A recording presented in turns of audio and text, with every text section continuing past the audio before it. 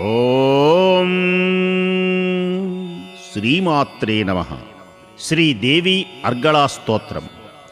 చండికాదేవికి నమస్కారం. మార్కండేయుడు ఇలా అంటున్నాడు: జయశీలమైనటువంటి ఓ జయంతీదేవి, మోక్షప్రదమైనటువంటి మంగళాదేవి, ప్రళయకర్తివి అయిన కళ్యాణకారకివి అయినటువంటి భద్రకాళీదేవి, కపాలధారిణివైనటువంటి కపాలినీమాత, దుస్సాధ్యమైనటువంటి దుర్గామాత, కాళీమాత, కరుణా హృదయం కలిగినటువంటి క్షమాదేవి, మంగళకారిణి అయినటువంటి శివాదేవి, జగత్తును ధరించేటువంటి ధాత్రీదేవి, యజ్ఞభాగములను స్వీకరించి దేవతలను పోషించేటువంటి స్వాహాదేవి, శ్రాద్ధ తర్పణాదులయందు అన్నపానాదులను అందుకొని పితృదేవతలను పోషించేటువంటి సుధాదేవి, ఓ అమ్మా నీకు నమస్కారం. చాముండేశ్వరీదేవి, నీకు జయము జయము. సర్వప్రాణుల దుఃఖములను హరించేటువంటి తల్లి, నీకు జయమగును కాక. అంతటను అంతర్యామి రూపమున అవస్థితమై ఉన్న మాత, నీకు జయము. బ్రహ్మాదులతో కూడా సృష్టినంతటిని లయం చేసేటువంటి ఓ అమ్మా నీకు నమస్కారం. మధుకైటభులను రాక్షసులను సంహరించి బ్రహ్మదేవునకు వరములిచ్చిన ఓ మాతా నీకు నమస్కారం. ఓ అమ్మా, నాకు సుందరమైనటువంటి రూపమును, విజయమును, కీర్తిని ప్రసాదించు. నా శత్రువులందరినీ నశింపచేయి. మహిషాసురుని సంహరించినటువంటి ఓ దేవి, భక్తులకు సౌఖ్యములిచ్చు జనని, నీకు నమస్కారం. నాకు రూపమును, జయమును, యశస్సును ఇచ్చి నా శత్రువులందరినీ నశింపచేయుమమ్మా. ఓ జనని, రక్తబీజుడు, చండముండుల వంటి రాక్షస వీరులను సంహరించినటువంటి ఓ మాత, నాకు స్వరూపమును, విజయమును, కీర్తిని ప్రసాదించి నా శత్రువులందరినీ నశింపచేయి. శుంభుడు, నిశుంభుడు, ధూమ్రాక్షుడు మున్నగు రాక్షసులను సంహరించినటువంటి ఓ జనని, స్వరూప విజయ కీర్తులను అనుగ్రహించు. భక్తజనులచే నిరంతరము నమస్కరింపబడేటువంటి పాద పద్మములు కలిగినటువంటి ఓ తల్లి, సకల విధములైన ఐశ్వర్యాది సౌభాగ్యములను అనుగ్రహించేటువంటి ఓ దయామయి, నాకు రూపమును, జయమును, కీర్తిని ప్రసాదించి శత్రువులందరినీ సంహరించి నన్ను అనుగ్రహించు అమ్మా. మననము చేయుటకు సాధ్యం కానటువంటి స్వరూపము కలిగినటువంటి ఓ దేవేశి, ఆలోచించుటకు కూడా శక్యము కానటువంటి చరిత్ర గల ఓ భవానీ, శత్రువులందరినీ సంహరింపగలిగినటువంటి చండికామాత, నాకు రూప విజయ కీర్తులను వసగి శత్రువులందరినీ సంహరించు. ఓ చండికా పరమేశ్వరి, భక్తితో నమస్కరించేటువంటి వారుల యొక్క పాపమును హరించు. జననీ, నాకు రూపమును, జయమును, కీర్తిని ప్రసాదించి నా శత్రువులను సంహరించు. చండీశ్వరి, భక్తిపూర్వకముగా స్తోత్రము చేయువారల యొక్క ఆది వ్యాధులను, త్రివిధ తాపములను నశింపచేయి. దయామయి, నాకు లౌకికముగా సుందరదేహమును ఇచ్చి పారమార్థికముగా స్వస్వరూపమును దర్శింపజేసి అంతః బహి శత్రువుల నుండి విజయమును సమకూర్చి యశస్సు పొందదగిన స్వచ్ఛతను ప్రసాదించి శత్రు వినాశమును కావించు. పరమేశ్వరి, ఎల్లప్పుడూ నిన్ను భక్తితో పూజించినటువంటి వారలకు కూడా సుందర రూపమును, సంగ్రామాదులయందు విజయమును, ప్రఖ్యాతిని అనుగ్రహించి వారి శత్రువులను కూడా సంహరించు.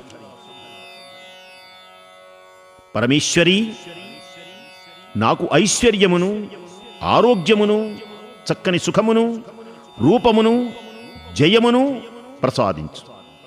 యశస్సును ప్రసాదించు. శత్రువులను నశింపచేయి. పరమేశ్వరి, నా శత్రువులకు వినాశము కలిగించు. నాకు విశేషమైనటువంటి బలములో ఇవ్వు. అట్లే నాకు సుందరమైనటువంటి రూపాన్ని, విజయాన్ని, యశస్సును ఇచ్చి నా శత్రువులను సంహరించు. ఓ పరమేశ్వరి, నాకు శుభమును ఇవ్వు, సుఖమును ఇవ్వు, సంపదనివ్వు, రూప జయ కీర్తులను ఇచ్చి నా శత్రువులను నశింపచేయి. అటు దేవతలు, ఇటు రాక్షసులు ధరించేటువంటి కిరీటమునందలి రత్నముల కాంతుతో రాపిడి పొందినటువంటి పాదములు కలిగినటువంటి ఓ తల్లి, నాకు రూపమును, జయమును, కీర్తిని ఇచ్చి శత్రువులను సంహరించు. ఓ పరమేశ్వరి, నీ భక్తుడైన ప్రతి వారిని విద్యావంతునిగను, కీర్తివంతునిగను, శ్రీమంతునిగను చేయి. అట్లే నాకు సురూపమును, జయమును, యశస్సును ఇవ్వు. నా శత్రువులందరినీ దునిపివేయి. భయంకరమైనటువంటి రాక్షసుల గర్వమును అణగదొక్కిన ఓ చండికామాతా, నీకు నమస్కారం. నాకు రూప జయ కీర్తులను ఇచ్చి నా శత్రువులను నశింపచేయి. 4 భుజములతో శోభిల్లేటువంటి ఓ తల్లి, 4 ముఖములు కలిగిన బ్రహ్మదేవునిచే స్తుతింపబడేటువంటి పరమేశ్వరి, నాకు రూప జయ కీర్తులను ప్రసాదించి నా శత్రువుల అందరినీ సంహరించు. ఓ జననీ, ఎల్లవేళయందు నిరంతరం విష్ణు భగవానుచే స్తోత్రము చేయబడుతూ ఉంటావు. కావున ఓ దేవి, నాకు రూప జయ యశస్సులను ఇచ్చి నా శత్రువులను సంహరింపచేయి. అమ్మా పరమేశ్వరి, హిమవంతుని పుత్రికయగు ఓ పార్వతీదేవి, నీవు నీ పతియందు శివుని చేత చక్కగా స్తోత్రము చేయబడుతున్నావు. అట్టి నీవు నాకు చక్కని రూపాన్ని, గొప్ప గెలుపును, యశస్సును ప్రసాదించు. అలాగే నా శత్రువులను కూడా దునుమాడు. శచీదేవి భర్తయగు ఇంద్రుని చేత బ్రహ్మభావంతో పూజింపబడేటువంటి ఓ పరమేశ్వరి, నాకు రూప విజయ ప్రసిద్ధులను ప్రసాదించి నా శత్రువులు అందరినీ నాశనం చెయ్యి. ఓ అమ్మా, భయంకరమైనటువంటి బాహువులు కలిగిన రాక్షసులను మదించినటువంటి ఓ తల్లి, నీవు రూప విజయ కీర్తులను ఇచ్చి నా శత్రువులను సంహరించు. ఓ అమ్మా, నీ భక్తజనులకు అంతులేని మహద ఆనందమును ప్రసాదించు. కావున ఓ తల్లి, నాకు సౌందర్య విజయ కీర్తులను ప్రసాదించి నా శత్రువులందరినీ దునిమివేయి.